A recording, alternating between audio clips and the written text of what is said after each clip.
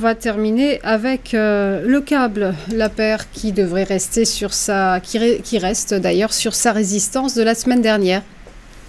Oui, alors comme je vous l'ai dit, d'un point macroéconomique, le focus de la semaine va évidemment être la réunion de la politique monétaire de la Banque d'Angleterre, jeudi à 13 h. La paire de devises pourrait donc évoluer en trading range d'ici là, même si entre-temps on aura certains sondages qui nous donneront des indications donc, sur le sentiment et l'activité des consommateurs britanniques.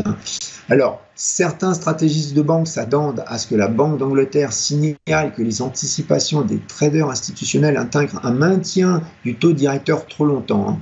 Donc attention, car on pourrait avoir un mouvement baissier significatif sur la paire de devises, notamment si la Banque d'Angleterre estime que l'inflation pourrait passer sous sa cible des 2% à moyen terme. Actuellement, le marché intègre à 50% une baisse de taux pour juin et maintenant seulement 2 baisses de taux pour l'année 2024, alors qu'au début de l'année, c'était 6 baisses de taux qui étaient anticipées. Alors, on surveillera aussi la publication de la première estimation du PIB du premier trimestre au Royaume-Uni qui est attendue à plus 0,4%, donc contre une baisse de moins 0,3% lors du dernier trimestre de 2023. Alors, côté analyse technique, la paire a terminé la semaine dernière 50 pips plus bas comparé à la semaine précédente. On a un support à 25,40, 53, donc c'est le niveau sur lequel le câble cote actuellement.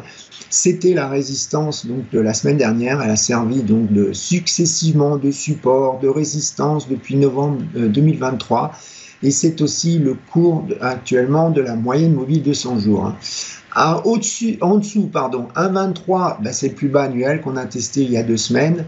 Et côté résistance, on a un 26,34, c'est le plus haut atteint vendredi dernier, juste après la publication du rapport sur l'emploi américain.